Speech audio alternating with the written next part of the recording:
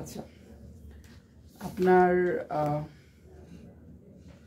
আপনি আমার কাছে আসছিলেন 6-7 মাস আগে না? আপনার তখন প্রবলেম ছিল কি, মাসিকে অনেক বেশি ব্যথা হয়, অনেক বেশি ব্লিডিং হয়, আর জরায়ু টিউমার ছিল, তাই না?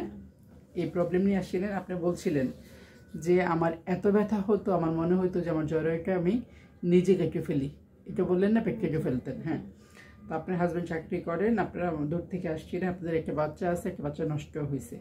আমরা পরীক্ষা নিরীক্ষা করে দেখলাম যে আপনার জরায়ুতে টিউমার হয়েছে এবং অ্যাডেনোমায়োসিস নামে একটা রোগও হয়েছে। হ্যাঁ, এত ব্যথা, এত বেশি ব্লিডিং, আর অনেক ওষুধ খাইছেন, তাও কাজ হচ্ছিল না, কাজ হচ্ছিল না। পরে আপনার সাথে কথা বলে, আপনার স্বামীর সাথে কথা বলে আমরা সিদ্ধান্তে আসলাম যে যেহেতু ওষুধে কাজ হচ্ছে না, সার্জারি লাগবে, কিন্তু সার্জারি করতেই হবে, আমি এটা জোর দিই নেই। তো আপনারা বলছেন, আপনার হাজব্যান্ড বলছেন ম্যাম ও এত কষ্ট পাচ্ছে, এত কষ্ট পাচ্ছে, আমরা এত ওষুধ খাওয়াইছি, লাভ হচ্ছে না, ও বেঁচে থাকুক, শান্তিতে থাকুক, আমি সার্জারি করাই ফেলবো। পরে সার্জারি করতে গিয়ে আমরা সার্জারি করতে গিয়ে দেখলাম যে আপনার আগের সার্জারি এমন বাজে অবস্থা ছিল, নাড়ি, বড়ি, প্রস্রাবের থলি, পায়খানার থলি সব একসাথে লেগেছিল, বলছিলাম না? এবং জরায়ু টিউমারটি এমন পর্যায়ে ছিল, পুরো জরায়ুটাকে ইনভলভ করেছিল, আলাদা করে জরায়ু রাখার অবস্থা ছিল না। হ্যাঁ, তখন আপনার হাজব্যান্ডকে আমরা অপারেশন রুমে নিয়ে দেখাইছি এবং বলছি জায়গা নিয়ে। তো উনি বলছে কি, আপনার হাজব্যান্ডের এই কথাটা আমার খুব ভালো লাগছে, উনি বলছে কি ম্যাম ওর জন্য যা চিকিৎসা ভালো লাগে আপনি করেন, যা দরকার, যেন ও কষ্ট না পায়। আর ওর যদি সার্জারি লাগে, জরায়ু ফেলতেও হয়, এটা আপনি ওকেও বলবেন না, আর মা বাবাকে কাউকে বলবেন না, আমার বাবা মাকে বলবেন না যারা আসছে। আমি চাই না ও এটা নিয়ে কথা শুনুক। আমার এত ভাল লাগছে, শুধু আমার না, আমার পুরো টিমই বলছে দেখেন কত ভালো হাজব্যান্ড হইলে ওয়াইফের যে একটা অঙ্গহানি হবে, টিউমারের হওয়ার জন্য হোক, অসুখের জন্য হোক, এই জিনিসটা সে কাউকে বলতে দেয় নাই।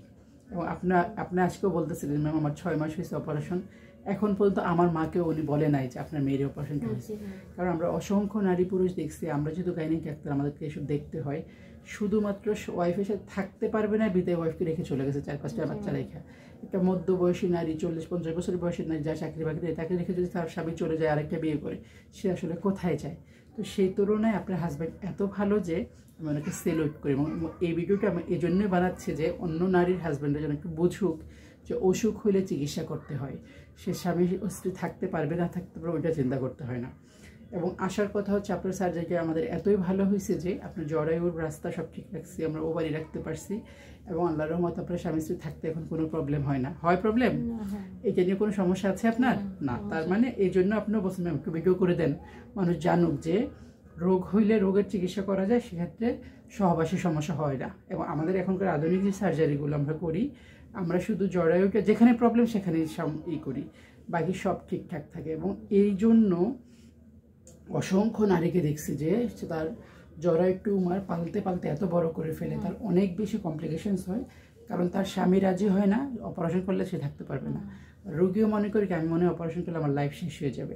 তার মানে যদি কোনো মানুষের জরায়ু প্রবলেম হয়, রোগ হয়, ওষুধে কাজ না হয়, সারা জীবন কষ্ট করার চেয়ে চিকিৎসা করে ফেলাটাই ভালো। এবং অত বেশি সমস্যা হয় না যার জন্য স্বামীর সাথে থাকতে পারবে না। আর একজন মানুষের সংসার 20 বছর 30 বছর করার পরেও যদি তার সংসারে স্বাদটা মিটিয়ে যে আমার জরায়ু চলে গেলে আমার স্বামী আমাকে রাখবে, আর স্বামীও যদি মনে করে আমার ওয়াইফের সাথে শুধু আমার সেক্সেরই সম্পর্ক, তাহলে এই সংসারটা আসলে কোনো কিছু থাকে। আপনাদের এই জন্য আমার বেশি ভালো লাগছে, আমি মনেও রাখছি, আমি আপনি দেখেও চিনছি যে আপনার হাজব্যান্ড এই কথাটা বলছিল ম্যাম আপনি কোনো চিন্তা করেন না, আমার ওয়াইফের যেমনি ভালো হয়ে করেন, এবং তার যে একটা হচ্ছে কি আমার কাউকে বলা দরকার নেই।